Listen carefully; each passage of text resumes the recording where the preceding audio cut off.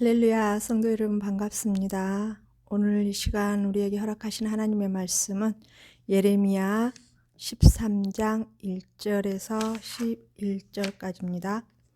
구약성경 예레미야 13장 1절에서 11절까지입니다. 함께 합독하시겠습니다. 여호와께서 이와 같이 내게 이르시되 너는 가서 뱃띠를 사서 내 허리에 띠고 물에 적시지 말라 하시기로 내가 여호와의 말씀대로 띠를 사서 내 허리에 띠니라. 여호와의 말씀이 다시 내게 임하여 이르시되 너는 사서 내 허리에 띈 띠를 가지고 일어나 유브라데로 가서 거기서 그것을 바위 틈에 감추라 하시기로 내가 여호와께서 내게 명령하신 대로 가서 그것을 유브라데 물가에 감추니라. 여러 날 후에 여호와께서 내게 이르시되 일어나 유브라데로 가서 내가 내게 명령하여 거기 감추게 한 띠를 가져오라 하시기로 내가 유브라데로 가서 그 감추었던 곳을 파고 띠를 가져오니 띠가 썩어서 쓸 수 없게 되었더라. 여호와의 말씀이 내게 임하니라. 이르시되 여호와께서 이와 같이 말씀하시니라. 내가 유다의 교만과 예루살렘의 큰 교만을 이같이 썩게 하리라. 이 악한 백성이 내 말 듣기를 거절하고 그 마음에 안악한 대로 행하며 다른 신들을 따라 그를 섬기며 그에게 절하니 그들이 이 띠가 쓸 수 없음 같이 되리라. 여호와의 말씀이니라. 띠가 사람의 허리에 속함 같이 내가 이스라엘 온 집과 유다 온 집으로 내게 속하게 하여 그들로 내 백성이 되게 하며 내 이름과 명예와 영광이 되게 하려 하였으나 그들이 듣지 아니하였느니라. 아멘.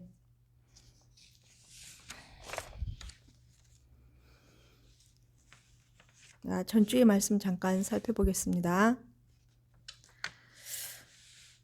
유다 백성들을 돌이키시려고 채찍으로 쓰시던 악한 이웃들을 뽑아내버리겠다고 하나님께서 하셨습니다. 그리고 또한 그들이 자신들의 그 죄를 유다 백성에게 행했던 그 죄들을 돌이키고 하나님 앞에 나왔을 때 하나님이 살아계신 하나님이라는 것을 온천하 상천하지에 살아계신 하나님은 오직 한 분이시라는 것을 그들의 입술로 선포하고 또한 하나님의 가르침을 받고 나아갔을 때에 그들을 이방인 중에서도 세워주시라고 하셨습니다. 그러나 그들이 이 하나님의 말씀에 순종하지 아니하였을 때 결국 그들은 다시 완전히 제거시켜서 뽑아버리고 제거시켜버리겠다라는 그런 엄중한 말씀을 선포하게 하셨습니다. 오늘의 말씀은요. 남유다에 다가올 심판을 사람의 그 육체 그 신체의 가장 중심에 있는 허리에 띠는 그 띠를 비유하셔서 유다 백성들을 세계의 중심으로 삼으시려고 하셨으나 그들은 하나님의 말씀을 듣지 않고 죄의 길로 갔음을 말씀하십니다. 그들의 교만을 하나님께서 말씀하시면서 그들에게 원래 품었던 그 마음을 접을 수밖에 없는 그 안타까운 상황을 말씀하시고 계시는 거죠. 첫 번째, 하나님의 명령과 순종입니다. 1절에 너는 가서 뱃띠를 사서 내 허리에 띠고 라는 이러한 용어의 말씀이 있습니다. 이 구절은 여호야김의 그 후계자이며 아들이었던 여고냐, 즉 BC 598년 통치하에서 전달된 말씀으로 여겨지고 있습니다. 그는 18세라는 어린 나이에 왕위에 올랐습니다. 그때쯤에 갈대아에 있는 그 장군들은 예루살렘 근처에 이르러서 진을 치고 있었던 것 같습니다. 열왕기하 24장 8절에서 11절까지 그 말씀이 기록되어 있습니다. 그러나 예루살렘 포위의 그 공격은 느부갓네살이 그 주력군을 이끌고 끌고 왔을 때야 비로소 시작되었습니다. 바로 이러한 상황에서 선지자는 유다인들이 포로로 잡혀갈 것을 예언했던 것이며 썩은 띠를 허리에 두르는 상징적 행위로서 그들에게 이 말 결국 파국적인 더 이상 회복될 수 없다라는 점을 보여주고 있습니다. 2절에 여호와의 말씀대로 띠를 사서, 자, 이 띠란 일반인들의 허리띠를 가리키지만 여기서는 특히 제사장들이 에봇 위에 두르던 띠를 가리키는 것 같습니다. 출애굽기 28장 8절의 말씀 보면요, 에봇 위에 매는 띠는 에봇 짜는 법으로 금실과 청색, 자색, 홍색 실과 가늘게 꼰 배실로 에봇에 정교하게 붙여 짤지며, 이 띠는 즉 에봇, 즉 제사장의 옷이죠. 흉패, 판과 함께 거룩한 영화로움을 상징했었습니다. 즉 하나님의 종 제사장들이 허리에 띠던 것과 같은 의미였다는 것입니다. 출애굽기 28장 40에서 43절 한번 읽어드리겠습니다. 너는 아론의 아들들을 위하여 속옷을 만들며 그들을 위하여 띠를 만들며 그들을 위하여 관을 만들어 영화롭고 아름답게 하되 너는 그것들로 내 형 아론과 그와 함께한 그의 아들들에게 입히고 그들에게 기름을 부어 위임하고 거룩하게 하여 그들이 제사장 직분을 내게 행하게 할지며 또 그들을 위하여 배로 속바지를 만들어 허리에서부터 두 넓적다리까지 이르게 하여 하체를 가리게 하라. 아론과 그의 아들들의 회막에 들어갈 때이나 제단에 가까이 하여 거룩한 곳에서 섬길 때에 그것들을 입어야 죄를 짊어진 채 죽지 아니하리니 그와 그의 후손이 영원히 지킬 규례니라. 따라서 이는 하나님의 부르심을 받고 제사장의 나라가 된, 즉 유다 나라를 상징한다고 할 수 있겠습니다. 현재 상황에 있어서는 이 허리띠가 말입니다. 3절에 여호와의 말씀이 다시 내게 임하니라. 하나님께서 주시는 이 두 번째 지침이 이 예레미야에게 내려왔습니다.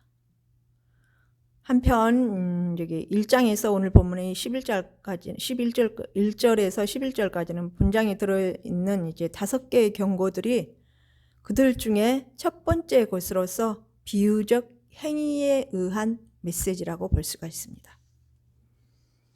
4에서 5절에 이 두 번째 지침이 정확한 뜻을 파악하기 위해서는요, 유브라데로 번역된 히브리어 페라트의 뜻이 무엇인지를 보다 분명하게 이해를 해야 할 것입니다.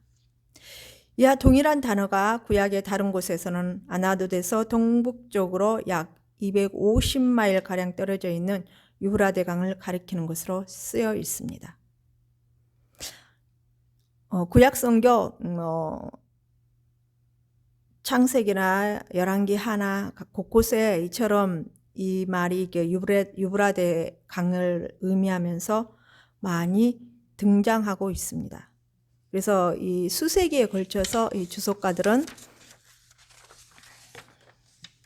예레미야가 왕복 500마일 정도 되는 거리를 두 번에 걸쳐 했었다고 설명하고 있습니다. 4절에 6절에 이러한 내용이 있습니다. 첫 번째 여행은요, 아나돗 사람들이 음모를 피해 석 달 동안 은거했을 때이고요. 두 번째 여행은 내버린 그 띠를 되찾으러 갔을 때였을 것으로 추측들 하고 있습니다. 하나님이 그토록 먼 거리를 왕래하게 하셨던 것은 아마도 바벨론의 포로로 잡혀갈 것에 대한 경고를 강조하시기 위함이었을 것입니다. 또한 6절에서 7절에 여호와 하나님의 그 세 번째 명령과 예레미야가 행동으로 옮기는 있어서 관한 내용이 기록되어 있습니다. 즉 이 물가에 그 허리띠를 물가에 숨겨두었던 그 천이 썩었다는 것은 처음 숨기던 때와 그것을 찾으러 간 때가 제법 기간이 길다고 봐야 되겠죠. 아무튼 이 유브라데 진흙이 그 띠를 썩게 만들었고 그래서 더 이상 사용할 수 없게 되었다는 내용은 어떤 특별한 상징을 비유적으로 나타낸다고 봐야 할 것입니다. 이것은 유다인들의 현 상황이 어떠한지를 말하는 것으로서 그들은 부패할 대로 부패해서 더 이상 사용할 수 없는 위치에 있음을 가리킵니다. 아울러 이는 유다인들이 포로로 끌려가서 그 썩은 띠처럼 비참하게 연명해 가야 할 것들을 나타낸다라고도 볼 수가 있습니다. 8절에 여호와의 말씀이 또 유다인들의 치욕스럽고 비참한 상태에 대한 말씀이 계속 이어지고 있습니다. 그들은 바위 틈에서 저 썩어짐과 같은 유배 생활을 하게 될 것이라는 의미도 포함되어 있습니다. 9절에 유다의 예루살렘의 큰 교만을 이같이 썩게 하리라고 하나님께서 이 9절의 이 말씀을 기록해 두셨습니다. 이 교만에 해당하는 히브리어 개어는요, 두 가지의 의미를 가지고 있습니다. 하나는 이렇게 지금 우리가 보는 개역 성경과 같이 교만이나 오만의 뜻으로 번역할 수 있고요. 다른 하나는 탁월함이라는 뜻으로 번역될 수도 있다는 것입니다. 이 단어를 개역 성경처럼 번역할 경우에는 하나님이 유다 교만을 징벌하신다는 의미를 크게 강조하고 있죠.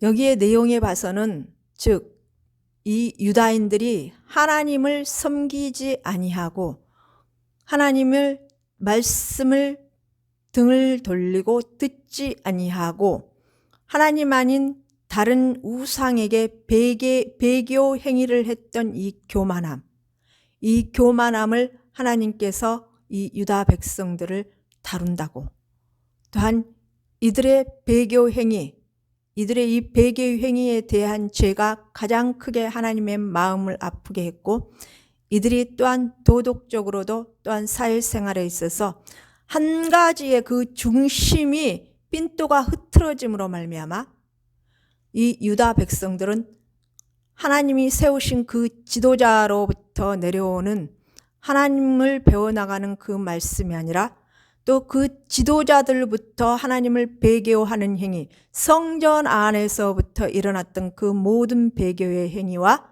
그들의 마음의 중심이 없이 하나님을 섬긴다고 그 마음에 두 마음을 품고 갈린 마음으로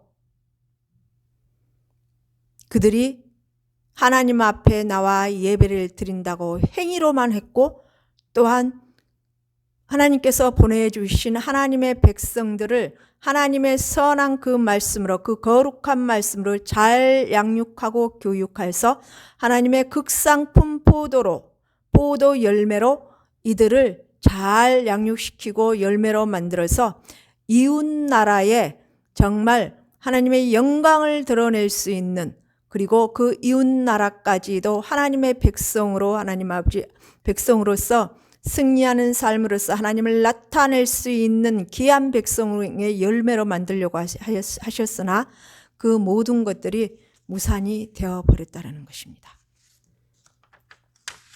10절에 이 악한 백성이 내 말을 듣기를 거절하였다고 이렇게 또 기록해 두셨습니다.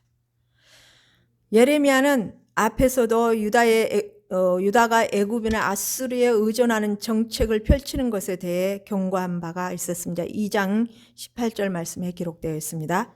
이처럼 유다는 주변 열강들의 틈새에 끼어서 때로는 이쪽으로 때로는 저쪽으로 왔다 갔다 하면서 정말 진정으로 마음의 중심으로 하나님을 의뢰하고 바라보면서 하나님의 뜻을 따라서 살아가야 했었는데 이들은 이방 나라를 의지하면서 또한 그 안에서 이방 나라에서 섬기는 그 바알신, 하나님을 등을 지고 배교 행위를 했던 그들의 행동, 그들의 마음의 중심을 하나님 앞에 드리지 못하고 이방 신인에게 빼앗기고 하나님의 마음을 아프게 했던 그 모든 행동들, 하나님의 거룩한 백성으로서 하나님의 사람으로서 하나님을만 의지하고 하나님만 바라보고 오직 하나님 한 분만이 살아계시고 이 세상의 모든 역사를 주관하시며 아버지의 뜻대로 이 세상의 모든 것들이 움직이고 있다라는 것을 이들은 알았어야 됐고 그들의 마음 깊이 새기면서 오직 여호와 하나님만을 바라보고 섬기며 나갔어야 됐는데 이방 나라를 양쪽으로 왔다 갔다 의지하면서 하나님을 저버리고 그들이 섬기는 바알 신에게 마음을 빼앗겨 버렸던 것입니다. 그래야 해서 하나님의 뜻이 무엇인지도 모르고 그들의 죄에 같이 휩싸여서 하나님 아닌 또 다른 것들을 그 마음의 중심에 모시고 마음에 두고 하나님 앞에 온전히 집중해야 될 것들을 분산시켜버린 그러한 상황으로 되었던 것입니다. 그래야 해서 이들은 죄가 죄인지도 모르고 흩어진 마음으로 죄에 휩쓸려서 아버지의 뜻은 아예 보려고 생각도 하지도 않고 아버지의 말씀은 아예 들으려고 하지도 않았던 이들의 교만함을 하나님께서는 다스리겠다고, 이 심판으로 다스리겠다고 하나님께서는 이렇게 예레미야 선지자를 통해서 선포하고 계십니다. 자, 11절에 보면요, 이 남유다를 향한 하나님의 뜻과 계획이 기록되어 있습니다. 11절에요. 여호와의 말씀이니라. 띠가 사람의 허리에 속함같이 내가 이스라엘 온 집과 유다 온 집으로 내게 속하게 하여 그들은 내 백성이 되게 하며 내 이름과 명예와 영광이 되게 하려 하였으나 그들이 듣지 아니하였느니라 라고 기록해 두셨습니다. 자, 하나님께서는 이 남유다가 아주 작지만 어떤 나라보다도 어떤 이방 나라보다도 이 남유다를 중심에 두시고 하나님께 속하게 하셨고 또한 하나님의 백성이 되게 하시고 하나님의 이름과 명예와 영광이 되게 하려고 하셨으나 그들이 하나님의 말씀에 순종하지 않았고 듣지도 않았다라는 것입니다. 결론적으로 하나님께서는 어느 한 사람이나 나라나 또는 어느 한 단체나 하나님의 계획 안에 두시고 그 길로 오기를 바라시면서 하나님의 뜻에 순종하여 나아가기를 간절히 바라시면서 살피시고 계시다라는 것을 알아야 될 것입니다. 우리가 예수 그리스도의 복음을 영접하고 구원을 받고 신앙생활을 해 나갈 때에 정말 그 한 사람 한 사람을 향해서 하나님께서는 불꽃 같은 눈동자로 그들을 살펴보고 계시다라는 것을 분명히 아셔야 될 것입니다. 저도 그렇고요. 우리 성도, 교회 성도 여러분을 향한 하나님의 뜻과 계획, 하나님께서 이 땅에 보내신 한 생명을 이 땅에 보내신 분명한 뜻이 있으실 것입니다. 그리고 그분을 향하여서 하나님께서 계획하시고 그분을 통하여서 신앙생활의 열매를 맺고 그분을 통하여서 거룩한 열매를 거둘 수 있는 또한 기대를 하고 계실 것입니다. 그러시면서 하나님께서 주신 그 말씀, 성경에 기록한 그 먼저 기록된 이 말씀과 또 하나는 이 말씀을 통해서 우리가 어떻게 순종하고 나아가는지에 대한 것 또한 하나님께서는 하나하나 바라보고 계실 것입니다. 이러한 상황 속에서 우리는 정말 하루하루 한 시간 매 분초마다 내 모습이 하나님 앞에 어떤 모습인지에 대해서 내가 신앙생활을 하는 데 대해서 하나님을 섬기는 자로서 어떤 모습으로 하나님 앞에 세워져 나가고 있는지 자기 자신을 철저히 돌아봐야 될 것입니다. 오늘 성경 말씀에 이 유다 백성을 향해서 예레미야 선지자를 통해서 이렇게 기록하신 이 말씀이지만 그러나 이 말씀을 저희들 하나하나 개인과 또한 한 단체와 또한 한 나라, 세계 민족을 향하여서 비춰볼 수 있는 아주 귀한 말씀이라고 우리는 분명히 알고 깨달아야 될 것입니다. 그래서 작게는 내 자신이 먼저 하나님 앞에 어떤 모습인지, 또한 내 자신이 하나님 앞에 어떠한 중심을 가지고 신앙생활을 하고 있는지 분명히 내 자신을 말씀에 비추어 보고 하나님 앞에 회개할 것은 회개하고 정말 은혜의 자리로 나가서 끝까지 주의 뜻대로 주님만을 의지하고 바라보고 나갈 수 있는, 오직 여호와 하나님만이 나의 구주시요 나의 여호와시요 내 인생 전체를 맡길 수밖에 없는 분은 오직 여호와 하나님, 우리 주 예수 그리스도 성령님의 인도함을 받고 나가야지만이 우리가 반드시 승리할 수 있다는 것을, 우리가 반드시 승리해서 천국을 반드시 거머쥘 수 있다는 것을 분명히 알고 깨달아야 될 것입니다. 저와 우리 성도교회 모든 성도님들이 하나님의 뜻을 각 개인을 향하여서 주시는 하나님의 뜻과 우리 성도교회를 향하여서 주시는 하나님의 뜻을 분명히 알고 깨닫고 또 하나님 아버지 깨달을 수 있도록 하나님 앞에 기도와 간구로 나가면서 말씀에 비추어 개개인을 살펴보고 우리 교회의 상황을 하나님 앞에 의뢰하고 맡기면서 하나님을 기뻐하는 귀한 믿음의 열매를 맺혀갈 수 있는 귀한 교회와 각 개인들이 되기를 간절히 소망합니다. 기도 올려드리겠습니다. 살아계신 하나님 아버지 감사합니다. 은혜와 긍휼의 하나님 아버지 감사합니다. 정말로 제 자신과 또한 우리 교회 성도 한 분 한 분을 하나님의 계획 안에서 이 땅에 보내주셨고 각자에게 주신 그 소명을 따라서 하나님의 뜻을 쫓아 나아갈 수 있도록 아버지 도와주시고 인도하시고 은혜를 베풀어 주시옵소서. 분명한 것은 우리가 이 어지러운 세상 속에서 마지막 때가 임박한 이 세상 속에서 나의 신앙의 모습은 어떤 모습인지 하나님의 보시기에 가장 중요하게 하나님께서 가장 기뻐하시는 모습이 과연 내 안에 있는지, 내 중심에 무엇인지, 무엇이 내 중심에 가득 차 있는지 분명히 알게 하시고 깨닫게 하여 주셔서 아버지 회개할 것은 회개하게 하시고 회개하게 하실 때에 전심으로 주님을 찾아 부르짖게 하셔서 하나님 앞에 모든 것을 회개받고 해결받고 은혜의 자리에서 늘 승리하는 신앙의 자리를 만들어 나갈 수 있도록, 그리하여 끝내 하나님께서 정말 하나님 앞에 그 심판대의 자리에 섰을 때에 잘했다 칭찬받을 수 있는 귀한 저와 하나님 아버지 우리 성도교회 성도 여러분들이 될 수 있도록 한 분 한 분들을 이끌어 주시고 인도하시고 함께하여 주시옵소서. 분명히 아버지 뜻을 알게 하여 주시옵소서. 혹여 잘못 가고 있다면 돌이켜 주시옵소서. 하나님의 뜻을 분별할 수 있도록 영적인 눈을 뜰 수 있도록 성령께서 강력하게 역사하시고 인도하시고 함께하여 주시옵시고, 혹여 그동안에 우리의 신앙이 잘못되었다면 철저하게 하나님 앞에 회개하고 나갈 수 있는 지혜로운 믿음의 사람들이 될 수 있도록 저희 성도교회 단체를 완전히 하나님을 기뻐하는 성도교회 단체가 될 수 있도록 세워주시고 인도하시고 함께하여 주셔서 하나님의 축복의 은혜를 누리기에 부족함이 없는 하나님 귀한 저희 성도교회가 될 수 있도록 주여 이끌어주시고 인도하시고 함께하여 주시기를 원하며 거룩하신 주 예수 그리스도 이름 받들며 감사하며 기도 올리옵나이다.